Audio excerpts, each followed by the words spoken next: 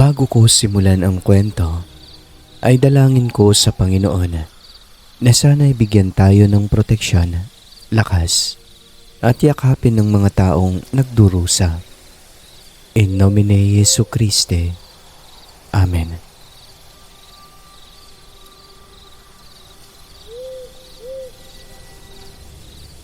Bago tayo magsimula, shoutout ko muna itong mga members ng ating programa. Nadagdagan na naman po yung mga nagpa-member sa ating programa, mga kaibigan. Unang-una kay Stephen San, ayan, bago lang po siya nagpa-member. At syempre kay Chin Han, kay Niles Gio, at kay Jeffrey Bunyad. Ayan, maraming salamat po sa inyong patuloy na pagsuporta po dito sa ating programa. Malaking tulong po yung pagpa-member ninyo dito sa ating channel. Simulan ko na po ang kwento.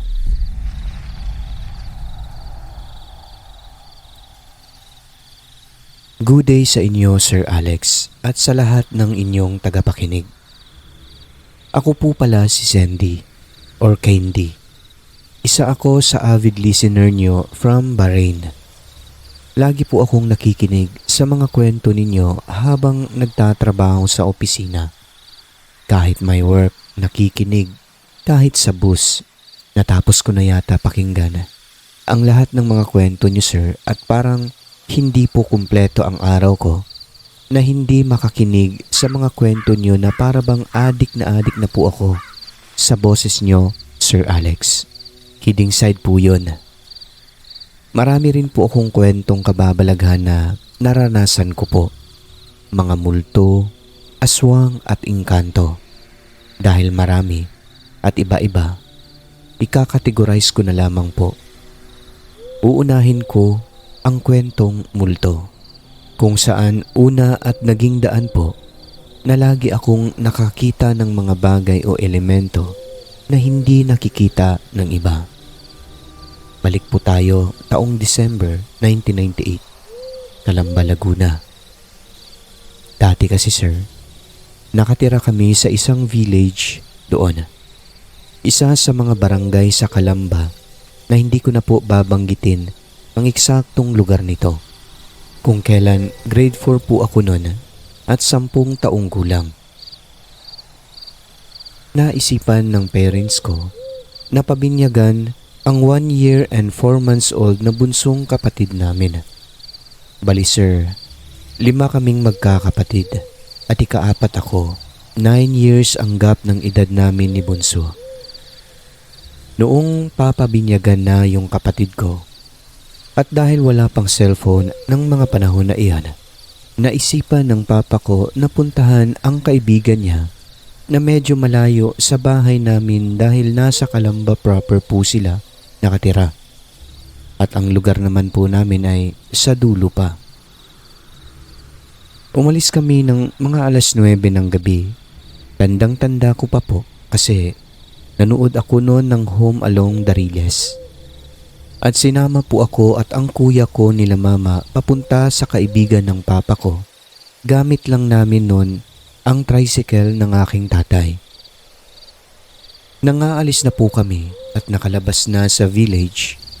May malaking simbahan po kaming madadaanan na may seminaryo. Malawak po talaga yung simbahan na iyon. At sa dulo po noon ay may maikling tulay na may higit 10 metro lang ang haba. Dahil nga Disyembre ng mga panahon na iyon, ay malamig ang simoy ng hangin. Sa tricycle, Sir Alex, si mama at ang kuya ko lang ang sumakay sa loob ng tricycle at ako naman po ay nasa back ride nakasakay. Yung malapit na po kami sa may tulay, at habang tumatakbo ang tricycle, ay bigla pong nagsalita ang mama ko at sinabihan niya ako na, "Pumasok ka dito sa loob at malamig dyan sa pwesto mo." "Okay lang po ako dito, mama. Kaya ko naman po ang lamig eh." Biglang sumabat itong kuya kong alaskador at sinabing, "Bahala ka dyan, may multo dyan sa dadaanan natin." Aw! Umungol pa na parang aso para takutin ako. Pero hindi po talaga ako nagpatinag. At noong dumaan na po kami sa may tulay, bigla na lang pong lumakas ang hangin na para bang sobrang bagal ng lahat sa paligid namin. Wala ring ibang dumaan sa tulay na yon, kundi kami lang. Nagtataka po talaga ako, Sir Alex, kung babasehan ko ang tunog ng tricycle. Parang nakatudo na po iyon. Dahil po doon, ay napadako po ang tingin ko sa tulay. Dahil po sa madilim ang daan, wala masyadong street lights. Kitang-kita ko po ang isang tao sa tulay. Hindi ko rin po mawari kung nakatayo po ba sa hawakan ng tulay o nakalutang ito. Ang tagal ko pong nakatitig sa tao na yon kasi pinag-aaralan ko siya. Paano naman po kasi Sir Alex, nakatayo siya, nakaputi ng damit na mahaba na parang damit ng sakristan sa simbahan. At sa tingin ko, lalaki siya dahil maiksi ang buhok na gupit at barbers. Tapos nakatalikod. Nakaharap po siya sa ilog. Pero pinagtataka ko lang po, malakas ang hangin nun, ngunit parang hindi man lang gumagalaw ang kanyang suot na damit. Nang medyo nakalapit na po kami, doon na ako tuluyang nagimbal. Sa kadahilanan na nakita ko po na wala po siyang paa. At nakalutang po ito na parang blur po siya. Nang dahil po sa takot, inalis ko po ang tingin ko sa tulay. At tumingin na lamang po ako kay Mama na nung mga oras na iyon ay patuloy lang na nagmamaneho ng tricycle namin. Hindi po ako nanginig sa lamig ng time na yon, pero ramdam ko po na nanginginig ako sa sobrang takot. Para bang nanghina ang buong katawan ko nun. Nung medyo nakalagpas na po kami sa tulay, mga 3 meters po yata ang layo. Basta hindi pa kami tuluyang nakaalis doon. Naisip ko pong lingunin ang nakita ko, baka kasi totoong tao lamang iyon na baka may planong tumalon sa tulay.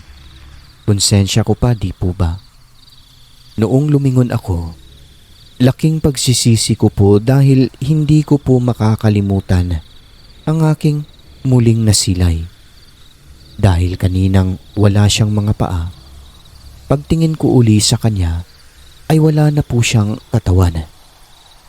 Ang natitira na lamang po sa kanya ay ulo hanggang dibdib na para po siyang dahan-dahan na nag-fade.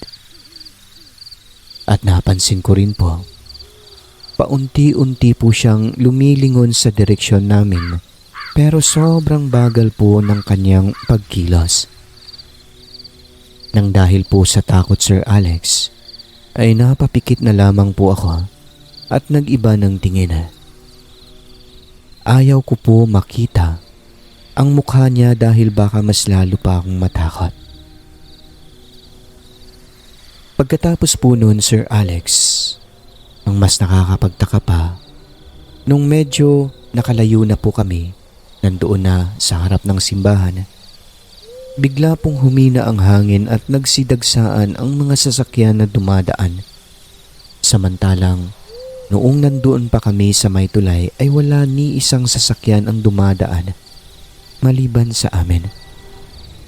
Noong tuluyan na po kaming nakalayo sa tulay na iyan, tumigil po muna kami nila Papa dahil po magpapagas sa dulo ng simbahan. Doon na po ako bumaba sa backride ng tricycle namin at tumatakbong lumipat papunta sa harap ng tricycle namin. Nagtanong pa si Mama kung bakit nagbago ang isip ko at lumipat doon. Hinawakan niya po ako. Nanlalamig, namumutla at nanginginig po ako. At ang sinagot ko po sa kanya, kasi Mama, tama po kayo, malamig po doon sa likod. Tinawanan po ako ng kuya ko noon kasi sobrang nginig po talaga ng katawan ko. Makalipas po ang ilang mga buwan, di ko po talaga sinabi kina Mama kasi halata ko pong hindi naman sila maniniwala dahil hindi rin po nila nakita yung kung anumang nakita ko sa may tulay.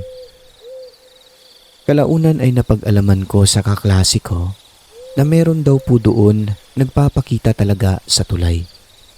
May tumalon daw doon na lalaki na magpapari sana kaso hindi raw po ito nakapasa sa pagsisiminaryo o pagpapari niya. Kaya siguro nagpapakita ang kanyang kaluluwa sa tulay na iyon. Siguro dahil sa hindi ito matahimik. Ang susunod ko naman pong ibabahagi sa Laguna, kung saan grade 6 na po ako nito at graduating na sa elementarya. Hindi ko na lang po babanggitin ang pangalan ng school namin. Dahil sa school po namin na yon, ang usap-usapan marami daw pong nagpapakitang multo. Kagaya na lamang po ng mga kaluluwang pugot ang ulo at marami pang iba na kahit ako po ay hindi nakaligtas. Nangyari po iyon nang lahat ng estudyante ay nag-lunch break na. Ang iba ay nauwi sa kanilang mga bahay at ang iba po ay sa school lang nagla-lunch at isa po ako doon. So, pag break time po pagkatapos kumain, minsan naglalaro po kami ng tagu-taguan or habu-habulan sa school. Ng mga oras po na yon, wala po akong ganang makilaro sa classmate ko. Minabuti ko na lamang po na magstay sa classroom namin which is nasa gitna ng second floor. Maya-maya pa ay tumunog na ang bell. Hudyat na magsisimula na po ang klase sa hapon. Sa tanda ko po ay 1:00 yon ng hapon. Maya-maya pa ay may narinig po akong mga bata na parang nagtatawanan. Sa kuryosidad ko kung sino po ang nagtatawanan sa likod ng classroom ay nagbagting na. Tinignan ko po sa baba. Yung classroom po namin nasa second floor, sa likuran po nun ay may taniman ng mahogani na puno. Doon din po kami nag-garden every Thursday ng 4:00 ng hapon. At yun na nga po Sir Alex. Noong tinignan ko po ang likurang parte ng classroom namin sa may mahogani, laking gulat ko po na wala pong mga estudyante roon at ang nakita ko lamang po ay isang babaeng nakaputi. Nakalugay ang wavy at mahabang buhok nito tapos siya ay nakayuko. Nanlamig po ako noon Sir Alex dahil tinititigan ko po siya. Nakikita ko po ang mga ugat ng mga puno ng mahogani sa kanyang katawan. Alam niyo po yung plastic na transparent pero malinaw. Basta kayo na po ang bahala mag-imagine nun.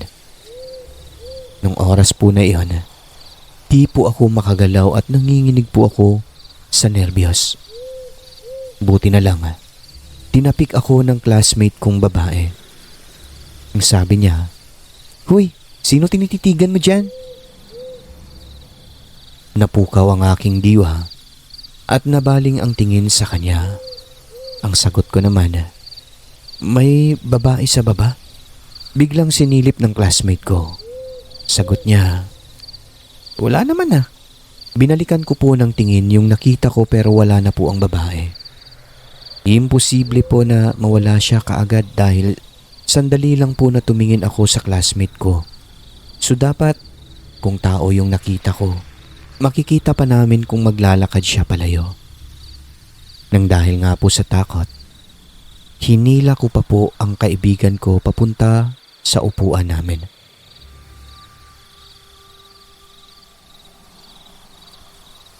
Yung pangatlo ko pong kwento ay nangyari po sa Iloilo. Second year high school na po ako nito at lumipat po kami sa lugar nila papagawa ng mahal na po lahat ng bilihin sa Luzon. Kaya naisipan nila mama na sa probinsya na lang kami tumira. Lumipat po kami sa Iloilo, mga high school na po ako noon. Nung nag-high school po ako, taong 2002 sa buwan ng Oktubre, galing kami sa diskuhan dahil fiesta sa amin that time. Mga 4 AM na yun. Hindi ako nakapasok sa bahay dahil nilakan ako ng kuya kong alaskador. Kaya ang ginawa ko ay naupo na lamang sa labas ng gate namin. Ang bahay po namin, Sir Alex, ay tabing kalsada lang. Itong pinsan ko na si Lian, nakita niya ako kaya niyaya niya ako mamili sa palengke sa karatig lugar namin. Sakay daw kami ng tricycle ng pinsan niya sa father side niya. So ako naman, dahil madilim pa at hindi safe kung uupo lang sa tabing kalsada, nagdesisyon akong sumama na lang. Habang nagbibiyahe po kami, ay napadako ang aking tingin sa mga taong nagdaraan sa may sementeryo na nadadaanan namin. Pagtingin ko po, Sir Alex, sa may hagdan ng sementeryo kasi pataas po iyan, ay may nakita akong babae na nakatayo at nakayuko. Nakaitim na mahabang damit na abot hanggang talampakan na pati balat niya po ay itim. Napakahaba po ng buhok na medyo kulot na aakalain mong hindi pa nagsuklay. Sa oras na yan, alam kong black lady siya dahil ang mga nagdaan na mga tao sa harap niya ay parang hindi man lang siya napapansin. Medyo marami-rami din po ang tao kasi galing nga sa diskuhan na nagsisiuwian na ang mga ito. Nagsitayuan ang balahibo ko at kinalabit ko ang aking pinsan. Sabi ko, "Le, nakita mo ba yung babaeng nakatayo sa sementeryo? Yung itim, mahaba ang buhok?" "Saan? Parang mga lalaki lang naman yung dumadaan doon eh." "Alakakas? Baka iba ang nakita mo. Tinatakot mo naman ako eh." Hindi. Never mind na lang, Kas. Hayaan mo na lang yun." Sagot ko sa aking pinsan.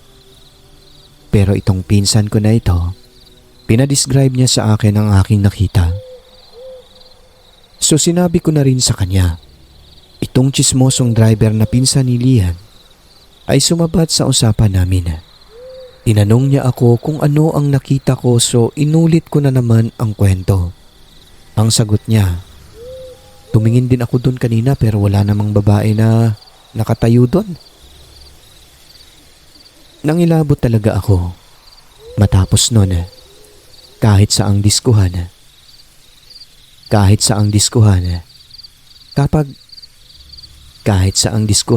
kapag fiesta sa amin, ay lagi ko nang inuunahan ang kuya ko sa pag-uwi.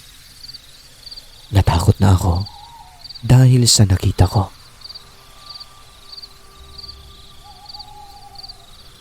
Ito naman po ang pang-apat na kwento. Nangyari po ito noong taong 2011, Sir Alex. Kung kailan 4th year college na po ako nito at graduating sa kursong BS HRM. Noong kumukuha po kami ng best friend ko ng practicum o OJT sa isang hotel sa Iloilo City. Dahil malayo ang bahay namin sa syudad, ay nagstay po kami ng best friend ko na si Kring at ang isa pa naming classmate na si Erica sa isang boarding house. Medyo may kalumaan na po ang boarding house namin pero malaki po at mura. Yung boarding house po namin na iyon ay may rooftop kung saan ang mga boarders ay nagsasampay ng kanilang mga nilabhan doon. Pahirapan nga lang umakyat dahil matarik ang hagdanan na bakal at ang daan ay pangbutas lang na malaki sa sementong bubong ng boarding house. Matapos ang ilang buwan ng aming OJT sa hotel, ang classmate kong si Erica ay umuwi na sa kanilang bahay. Samantalang kami ni Kring ay nagpaiwan pa dahil naghihinayang kami sa bayad namin sa boarding house na may mahigit 1 linggo pa bago ang due date namin. Kaya nagpaiwan kami. Nang hapon na iyon, nag-decide kami ni Kring na maglaba dahil weekends, konti lang ang mga estudyanteng natira sa boarding house. Matapos kami maglaba, magsasampay na kami sa rooftop ng kaibigan ko. Pasado 5:00 na at magdidilim na. Matapos magsampay ay tumambay na muna kami doon para magpahangin. bago kami bumaba, ay naisipan kong mag-selfie muna kami. Ang cellphone ko nung panahon na yon, yung decaypad na Nokia, pero may kamera. Sa mga panahon na yon, hindi pa uso ang touchscreen. Kung meron man ay sobrang mahal. So ayun nga, noong matapos na kaming mag-selfie, pagkatingin namin sa picture ay laking gulat namin dalawa. Nagkatinginan kami ng aking kaibigan at sabay kumaripas ng takbo, nag-uunahan na bumaba sa rooftop. Halos talunin na namin sa sobrang takot ang hagdan na yun para makababa lang agad. Paano ba naman Sir Alex? At mga kaaswang stories. Noong tinignan namin yung picture ay may isa pang babae ang kasama namin sa larawan. Dalawa lang po kami ng best friend ko na naroon sa rooftop ng mga oras na yon. Ang hitsura ng babae ay puti na parang usok lamang pero babae po talaga ang kanyang forma. Ang mukha niya ay parang bungok. Yung mga mata niya parang mga butas lang. Wavy ang buhok na mahaba ang mukha niya at nakadikit sa mukha ko na para bang close friend lang kami. At ang nakakatakot pa ay nakahawak pa ang kanyang mga kamay sa dalawa kong balikat. Alam ko na kamay niya iyon dahil nakahulma pa ng parang daliri. Pagkababa namin ay nagtaka naman ang tatlong boardmates namin na mga lalaki na nagluluto sa kusina. Agad namin kinuwento sa kanila ang nangyari at ipinakita sa kanila ang larawan. Ang isa ay hindi naniniwala. Sabi niya reflection lang daw ng ilaw. Sabi ko naman imposible kasi medyo madilim at walang ilaw na puti sa rooftop dahil isang ilaw lang ang nandudoon at kulay yellow pa. Imposible naman kung galing sa kabilang bahay dahil sa likuran namin ay matandang puno ng mangga ang naroroon na umaharang.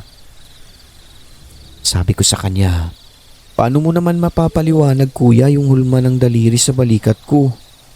Oo nga no, parang babae nga ito ah. Ba't kasi kayo nagtatambay pa doon? Padilim na. Alam nyo ba may kwento ako. Dati sabi ng kasama ko sa kwarto na may third eye. Meron daw talagang nagpapakita sa kanya dyan na babae. Ngayon ko lang napatunayan na totoo pala yung sinabi niya. Kanino tong phone? Sa akin yan. Pakidelete mo yung picture kuya. Huwag mo i-delete. Remembrance mo yan. Sagot naman ng isa. Pero sir, pinabura ko po talaga upang hindi ko na makita pa ang picture na iyon dahil nakakatakot po talaga sa akin. Baka yun pa ang maging dahilan. Pero kung alam ko lang na may mga ganito palang channel, siguro itinago ko na ang picture na yun at isisend ko kasama ng liham ko na ito. Pero wala kasi pinabura ko rin talaga dahil nakakatakot. Sir Alex, dito ko na po muna tatapusin ang pagkukwento ko. Sa susunod po ay ikukwento ko naman ang iba pang karanasan tungkol naman sa aswang, tamawu, multo, doppelganger at isasama ko na yung kwento namin ng best friend ko tungkol sa multo sa trabaho namin. Hanggang dito na lang po muna Sir Alex. Kayo na po ang bahala mag-ayos ng sulat ko. Salamat po sa pagbabasa ng aking karanasan at salamat din sa pakikinig. Muli, magandang gabi sa inyo. At yun na po ang kwento ng ating sender, mga kaibigan mula sa Bahrain, no? Ayan, maraming salamat sa kwento nyo po ma'am at pasensya na po kayo. Hindi ko na po inayos itong kwento ninyo kasi gabi na. Basta pag may mag-send sa akin dito na pwede naman basahin na agad. Basahin na natin diretso kasi marami po kayo ma'am Marami rin po akong mga kwento dito na dapat ayusin pa. So need talaga na pag may ganito na okay naman, diretso na po tayo basa.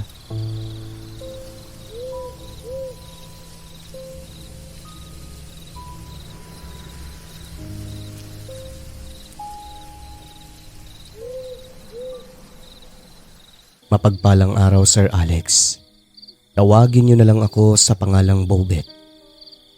Ang karanasang ito ay nangyari sa baryo na matatagpuan sa Dueñas, Iloilo. Hindi pa ako ipinapanganak, ayon sa aking mga lolo at lola, mga magulang, ay talagang tanyag na ang kwentong aswang doon sa lugar namin. Subalit dumating sa punto na hindi na ako naniniwala sapagkat simulat sa pool ay wala naman po akong naging karanasan sa aswang sa lugar namin. Yung tipong makita ng harap-harapan. Marami ring katanungan sa aking isipan na hindi nasagot. Kaya hindi na ako naniniwala. Ngunit nagbago po ang lahat, Sir Alex, isang araw. Nang muntik nang malagay sa peligro ang buhay namin ng aking kaibigan at ng aking tiyahin na kapatid ni nanay. Nang dahil sa karanasan kong ito, nagbago ang aking paniniwala sa kadahilan ng nabigyan ng kaliwanagan ang mga katanungan sa aking isipan tungkol sa mga nilalang na kinatatakutan ng lahat. Mga aswang sa Dueñas, Iloilo. Hinding-hindi ko makakalimutan ang karanasan naming ito, Sir Alex. Isa sa nakakatakot na pangyayari sa aking buhay. Payak lang ang pamumuhay namin noon sa Dueñas. Sa bahay ng aking lolo pa kami nakatira. Pagsasaka lang po, ang pangunahing hanap buhay ng pamilya namin. Ang tatay ko masipag gaya ng aking lolo na isa ring magsasaka noon. Bagaman simple, ay hindi naman po kami nagugutuman doon. Ang lola ko naman, mayroong maliit na tindahan sa bungad ng aming tahanan na mga gulay. Isang hapon, mga 3:00 pasado, habang ako'y naglalakad pa uwi sa amin ay nakasalubong ko ang aking kaibigan na tawagin na lang natin sa pangalang Eric. Tara, basketball tayo, tol. Meron akong bagong bola, oh. Sabay pasa nito sa akin. Abang, gandang bola nito ah. Sa'yo to? Oo. Bumisita kasi yung tito ko kahapon. Galing abroad, binigyan niya ako ng bola. Alam niya kasi na mahilig ako maglaro ng basketball. Tara, laro tayo. Sige, sige. Sagot ko sa aking kaibigan. Agad kaming nagpunta sa basketballan. Ginawa lang din yun ng mga tao sa baryo namin. Habang naglalaro, may isang lalaking lumapit sa amin at nagtanong kung pwede ba siyang sumali. Kaedad lang din namin ito. Oo naman, sagot ko sa kanya. Hindi namin siya nakikilala, bagong mukha. Akala namin dumayo lang doon pero napag-alaman din namin ng magkakilala kami na bagong lipat lang sila sa lugar. Ang bahay nila ay sa dulo ng baryo. Pakilala nito sa amin. Ako nga pala si Lanlan, mga tol. Bagong kaibigan nyo. Bago lang kami rito. Ako naman si Bobet. At ito, kaibigan ko si Eric. Pinagagalak kong makilala kayo, mga kaibigan. Kinuwento niya sa amin na dalawa lang daw sila ng tatay niya na naninirahan sa payag nila kasi hiwalay na umano ang mga magulang niya. Nakakalungkot ang mga kinuwento niyang karanasan sa buhay nila. Yung nilipatan daw nila doon, yung may-ari ng lupa ay kamag-anak lang din nila sa unahan banda. Kilala sa lugar na yon, sa Dueñas. Kaya pala hindi ka namin nakilala kasi bago lang pala kayo rito. Oo. Matapos noon ay naglaro na kami. Naging magkaibigan kaming tatlo. Lagi kaming magkakasama. May mga pagkakataon kapag ginagabi kami sa basketballan, sinusundo siya ng kanyang itay na may edad na rin. Laging nakajacket ang tatay niya at nakasombrero ng itim. Yun bang parang tinatago niya ang kanyang mata lagi. Ipinakilala kami ni Lanlan sa kanyang tatay. Mukhang mabait naman. Yun nga lang hindi masyadong nagsasalita. Nakapunta na rin sila sa amin pero hanggang labas lang yung tatay niya. Ang bahay kasi namin, madadaanan nila tuwing pauwi sila sa kanila. Pati ang maliit na kubo ng tiyuhin ko sa palayan nito kung saan siya naglalagi at nagpapalipas ng gabi kapag sobrang pagod na sa kanyang trabaho sa palayan. Tabi kasi yun ng daan. Minsan, pinasyal kami ni Lanlan sa bahay nila. Maliit lang na 2 kubo pa.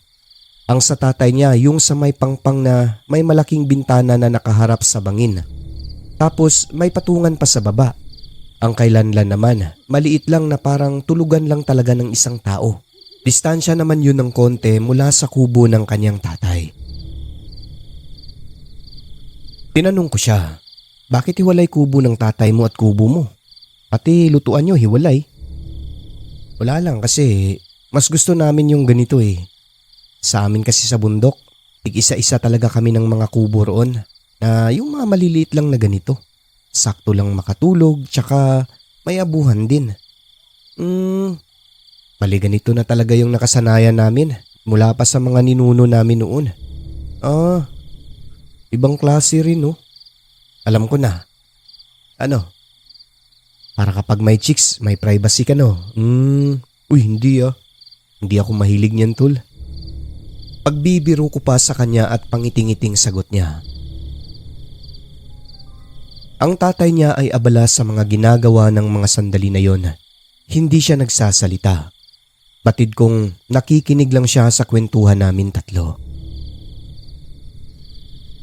Isang araw Sir Alex, dumating ang tiyahin kong babae na buntis. Tawagin na lang natin sa pangalang Lena. Kapatid siya ng aking nanay.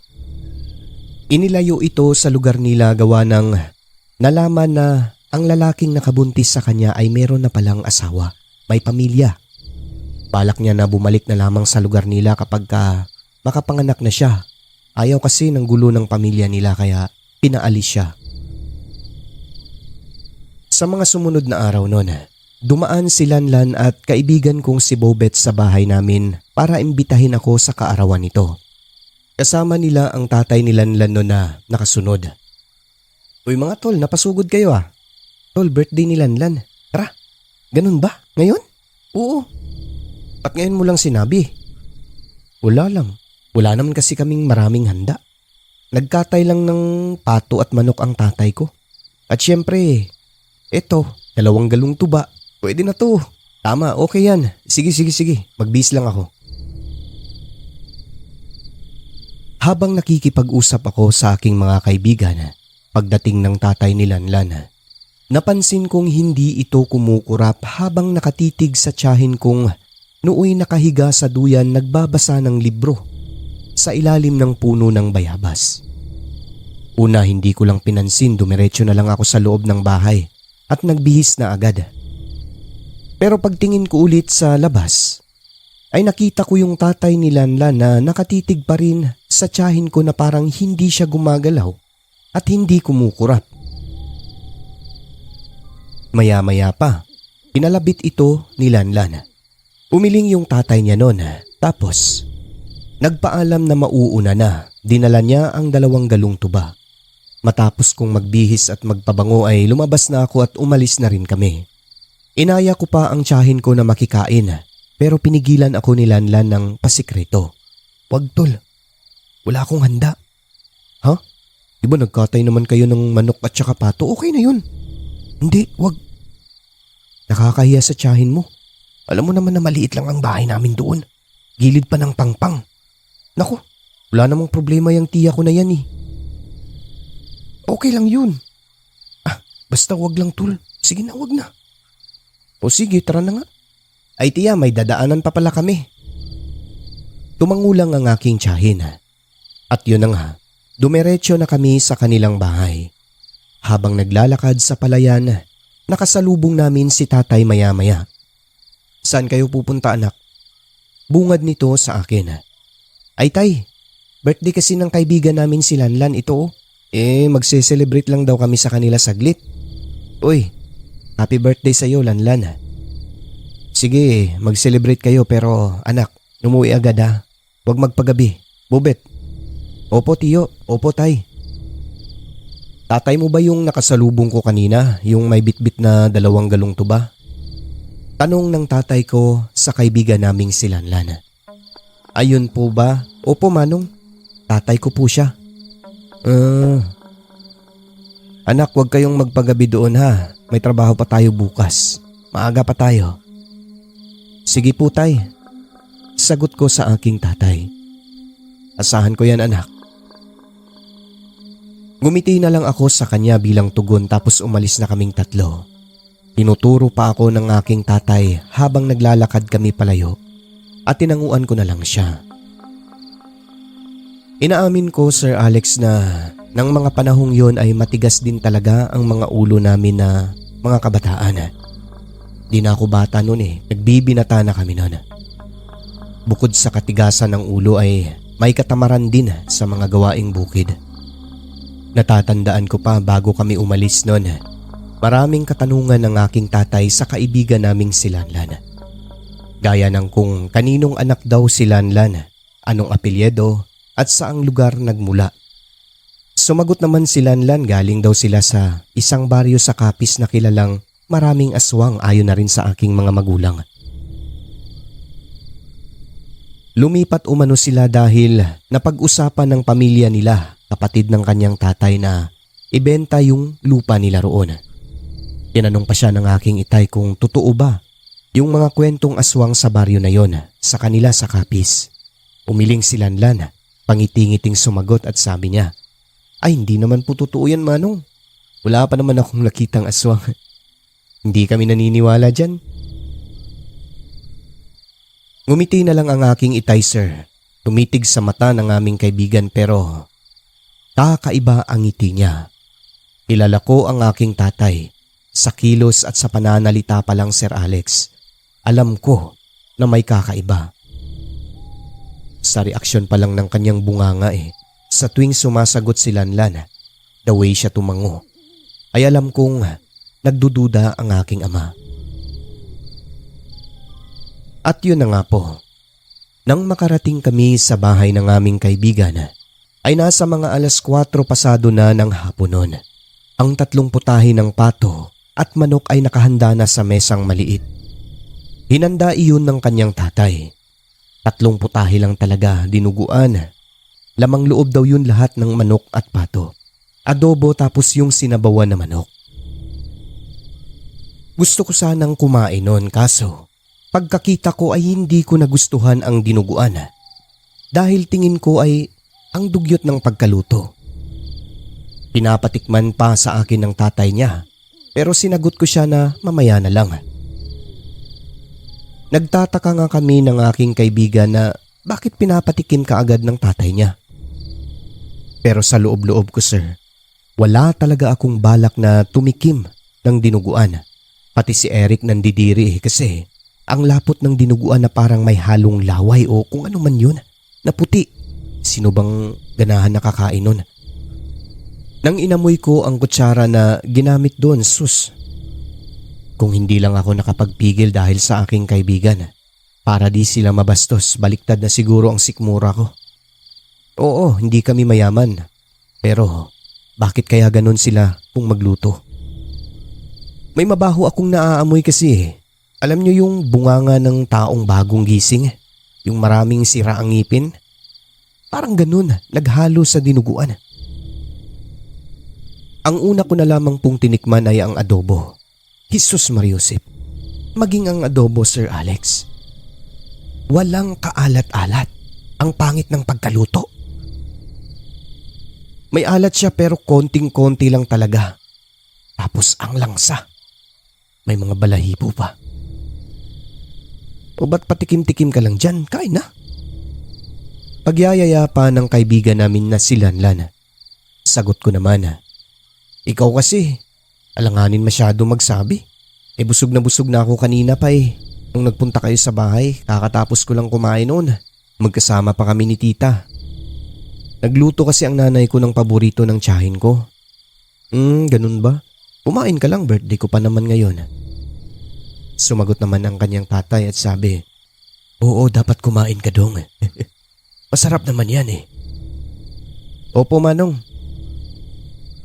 Maya-maya nun ay nagtanong yung tatay niya, tiyahin mo ba yung buntis? Opo, Manong. Kapatid po ng nanay ko. Hindi ko binigyan ng maling kahulugan yon, Sir Alex. Kay tatay ko lang nalaman na itong tatay ni Lanlan ay isa palang aswang. Yung kamag-anak na sinasabi ni Lanlan na nasa unahan lang mula sa tinitirikan ng kanilang bahay. ay kalat po sa lugar namin ang tungkol sa kanila na mga lahi raw ng aswang, pero kami, hindi pa naman namin sila nakita na naging aswang eh. Kaya medyo tagilid yung paniniwala. At yun na nga po ay nag-inuman na kami ng tuba. Ang ilaw namin noon sulo lang ha. Patikim-tikim lang din kami sa adobo na walang kalasa-lasa. Humingi ako ng asin, kalamansi, naubusan daw sila. Ayun, wala talaga. Tuba na lang yung tinutungga namin ng aking kaibigan. Habang nagiinuman, maya-maya ay pinipilit kami ng tatay ni Lanlan na kumain ng dinuguan. Pati si Lanlan ganun din siya sa amin. Tapos inilalayo nila sa sulo. Masarap to mga tol. Di ba kayo kumakain ng dinuguan? Sinabayan ko na lang ang tanong niya at sagot ko, hindi talaga pasensya ka na tol ha. Kasi kapag malaman ko na may dugo yung pagkain, naghalo-halo na kaagad iniisip ko eh. Feeling ko dugo ng tao yung nakalagay. Dugo lang naman ng hayop yan eh. At saka masarap yan tol, sige na. Pagpupumilit nila sa amin, pasensya ka na talaga tol ha. Ayoko lang talaga ng dugo. Sabay dampot ng baso ko at ininom na ang aking tuba. Nang malapit na maubos ang isang galong tuba, Sir Alex, dumating ang aking tatay. Sinundo kami at pinauwi kasi maaga pa raw bukas. Ang tatay ko sir, hindi po siya ganon.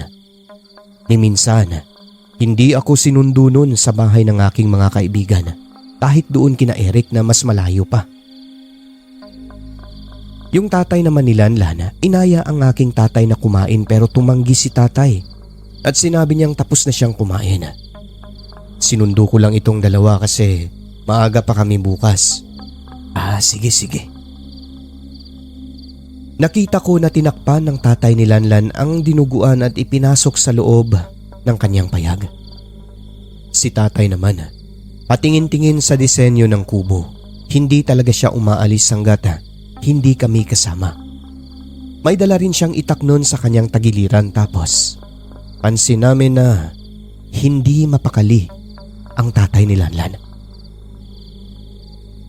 Pag-uwi namin sir, nang makalayo-layo na, nagtanong si Itay kung ano ang kinain namin doon. Sagot ko, wala dahil nakakadiri ang mga luto tapos walang kalasa-lasa. Mabuti na lang daw hindi kami kahit tumikim lang sa dinuguan dahil baka may halo umano yun na pangpahawa gawa ng malangsa. Yun daw po kasi ang uso dati, sabi ni tatay sa duenyas, hawaan, yanggaw. Ang tatay ko naman sir, kampante lang yon dahil may alam din siya eh. May gamot din po na galing sa kanyang kakilala na manggagamot. Ngunit para makasiguro, pinainom niya kami ng langis baka bigla na lang daw kaming lilipad. Wala naman pong nangyari na masama sa amin. Okay na okay lang po kami ng aking kaibigan. Ayon sa kanya, ang tatay daw ng kaibigan namin na si Lanlan ay isang aswang base sa kanyang obserbasyon. Hindi makatingin ng diretsyo sa kanya at lumalayo noong sinundo kami ni tatay. Paano kasi dala ng aking Itay sir yung langis niya na kumukulo kapag may aswang sa malapit? Natunugan daw ng tatay ni Lanlan. Bumubula at naglalabas yun ng usok na mabaho para sa mga aswang. Kaya biglang lumayo ang tatay ni Lanlan. At eto pa po, ayon sa tatay ko, may mali sa disenyo ng kubo ng tatay ni Lanlan. Kapareho umano sa kubo ng mga aswang na nakikita nila noong panahon sa kabundukan sa Dueñas pa rin. Ang malaking bintana ay nakaharap sa bangin at may patungan pa sa baba. Ang gamit daw nun, doon sila dadapo at doon din lilipad. Nasabi ko na lang na kaya pala. Bakit may parang dapuan doon? Bukod pa roon sir, isa pang dahilan bakit nalaman na aswang ang tatay ng aming kaibigan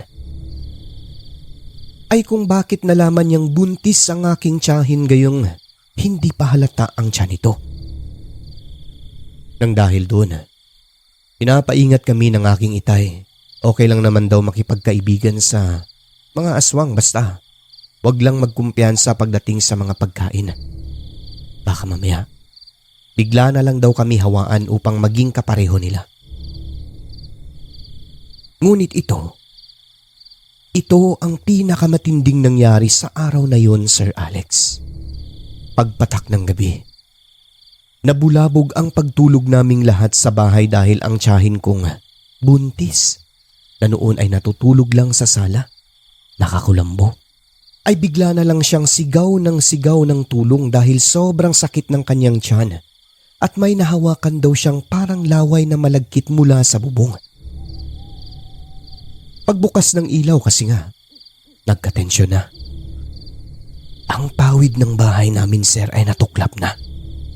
Kasunod nun, may narinig kaming tumakbo sa labas.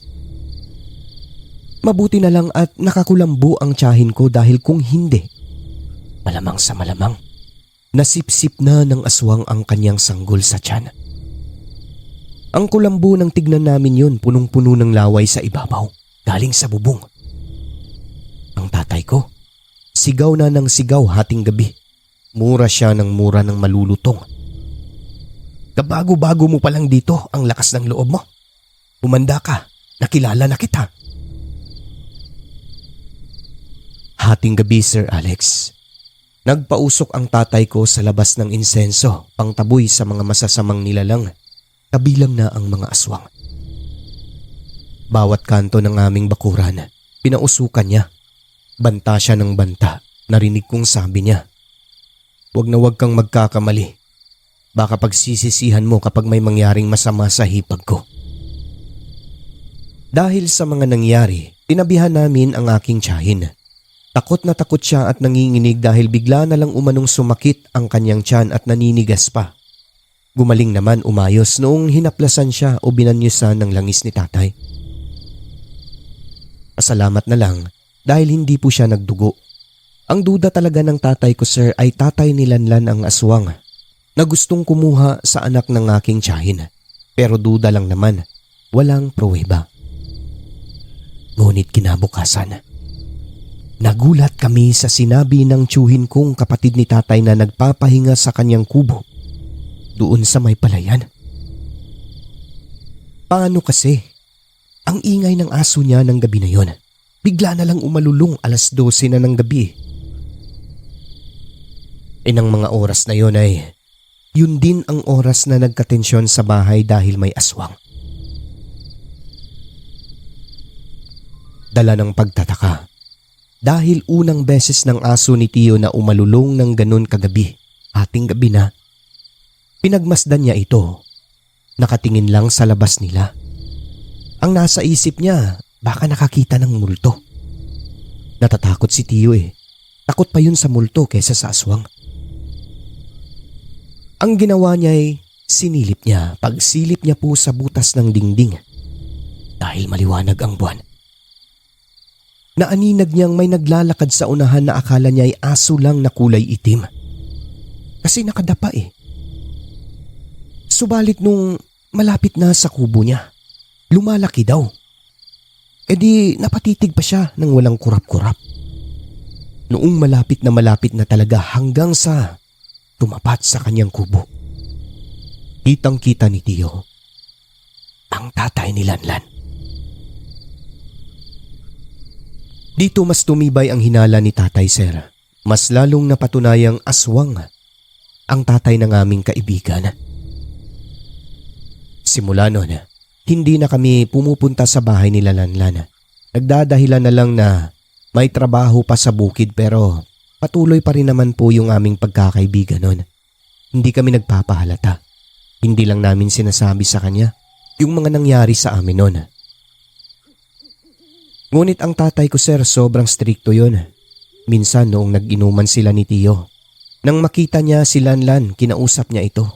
Inis na inis kasi siya. Hindi niya napigilan ng kanyang sarili. Ang sabi niya, "Ikaw, Lanlan, pakisabi mo sa tatay mo, huwag siyang maghasik ng lagim dito. Ang dami nang ang aswang sa duenyas, dumagdag pa siya." Nagulat talaga ako sa sinabi ni tatay. Hindi kami nakapagsalita ni Eric, Sir Alex. Si Lanlan naman, namula. Nahiya talaga siya. Patay mali na lang kami ng kaibigan kong si Eric. Ang sabi namin kay Lanlan, wag na lang intindihin si tatay dahil ganun talaga siya minsan kapag nakainom. Mula noon, hindi na nagpapakita si Lanlan sa amin, sir. Ilang linggo ang lumipas, may nakita kaming truck. Madilim na yon. Dumaan sa amin na may mga kargang lumang kahoy. Nabalitaan na lang po namin, sir. Umalis na pala si Lanlan at tatay niya. Wala na rin ang kanilang kubo. Sinira nila ito, dinala ang mga kahoy. Wala talagang natira na mga gamit. Ang naiwan na lang sa unahan ay yung pamilyang kamag-anak daw nila na ilala rin sa lugar ng duenyas na mga aswang. At kaya sila agad umalis ay dahil natakot sa banta ng aking itay.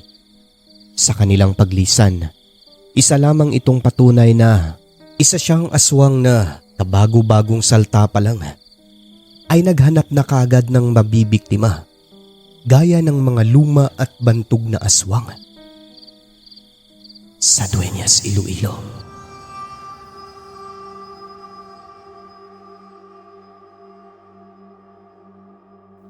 Muli bago tayo magtatapos mga kaibigan ay shoutout natin ulit yung ating mga members sa channel na ito, no?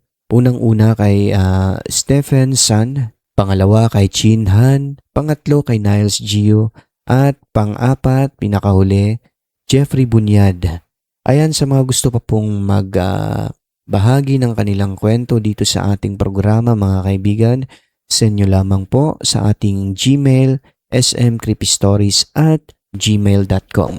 Sa mga hindi pa nakapag-subscribe, subscribe na po kayo mga kaibigan ko para updated kayo sa mga bago nating kwento. Please mga kaibigan, huwag po ninyong skip ang ads para makabawi naman po tayo. At yun lamang po. Ulit ako ang inyong lingkod, Alex Aswang Stories. Magandang gabi sa inyo. I love you.